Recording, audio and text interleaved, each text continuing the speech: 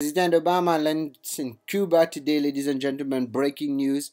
And the question today is for us immigration lawyers, what are the implications of the relationship with Cuba, especially when we have cases of asylum against Cuba? So basically, President Obama, in a historic move today, landed in Cuba, which shows that there will be more ties now with Cuba, and that kind of tells us where immigration law will go in terms of fighting Cuba. Having said that, although it's a historic move, like I said, it's been 80 years. I think no president has come to the United States.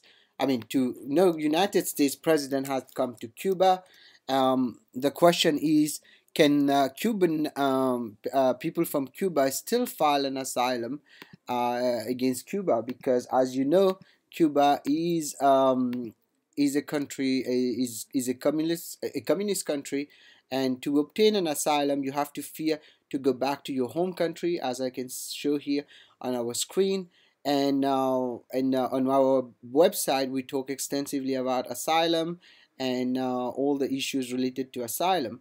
So the question again remains now: how come how this relationship with Cuba is going to affect immigration cases in the future?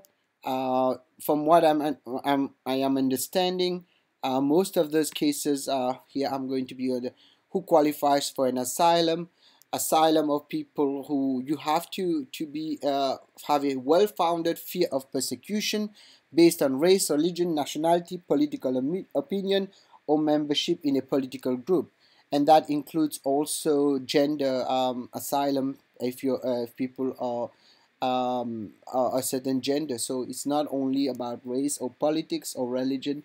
And the way asylum works is it's simple. It's not that simple, but it is simple. You just if something is happening in your home countries that is affecting you as a person, but as a group, um, even though the country is pretty much during a time of peace, and you enter the United States, you might be eligible for asylum. A few rules on asylum: you have 1 year to file it, unless you fall under the exceptions. Three exceptions: you have maintained status, and you have also, or you have a change of country conditions, or a change of condition for yourself. Giving you an example, for example, people who were from Syria who were in United States, everything was all right in Syria, even though there was some asylum against Syria, because Syria under Assad was a dictatorship. It's still a dictatorship kind of right now, and the war broke out. So people who file asylum, I have personally done many cases from Syria for Christians and even Muslims, people with different political opinions. They are able to obtain an asylum. But now the question, going back to our issue of Cuba, so Cuba right now is doing well, and it's becoming a hub for people to actually open businesses there. And I am from a tropical island too, so I love Cuba in terms of its climate, and of course its government might be have different of opinions with us, but at this point, have they toned down? Are they still basically repressing political opinions in Cuba? The truth is that Fidel Castro has been in power for a long, long time, and it has not changed. And it has been Cuba has been staying in a status quo in the world, as you know. And today, the question is the fact that President Obama is visiting Cuba, which is highly historical. Not hysterical, but historical, because it's something really no president actually have done this for the past 80 years. So will that affect the ability for us immigration lawyers to get asylum for our clients? We need to see that now, how the State Department is considering Cuba. But one of the things when you go for when you're looking at a case, what qualifies a country, you look at the country condition, and the CIA fact book is one of the big thing to look at.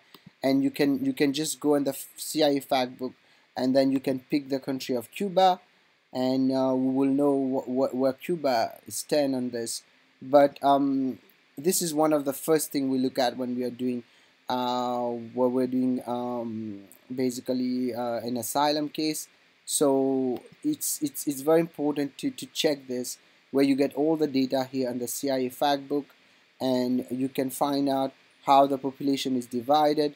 And Cuba, by the way, have among the world top basically doctors. So, but that having said that, it's still a communist country, and as such, Cubans who come to the United States are going to still be eligible to file for an asylum, just like for people from Iran. Even though our ties with Iran from the United States have gone better, still there is a repressive regime there, just like we consider the United States for Cuba.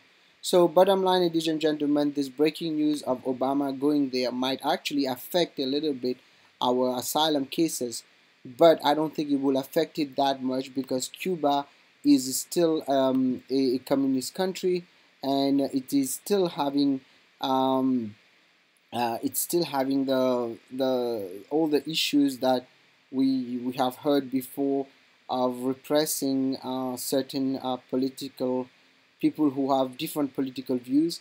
The truth is that we have not handled a Cuban case for a long time, but I assume now it's going to get a little bit more difficult for people from Cuba, especially for practitioners in Florida, where they get a lot of Cubans coming to basically make sure that to show the what is happening in Cuba.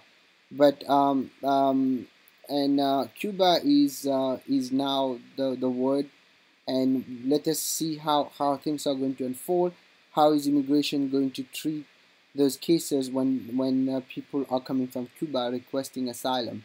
I hope that just because the president is going there, are trying to make peace, which is a good thing, that will not hinder our ability as lawyers to file for political asylum for our clients. So, ladies and gentlemen, having said that, it was just my opinion. Anything I say today is for educational purposes only. You should not act or refrain to act solely on the information provided. Please, if you like my videos, like them and subscribe to the channel and comment. It's very important to get your feedback. Please comment so we can know what other uh, topics we have to discuss. So please feel free to do that. Thank you so much, and until the next video, I say goodbye.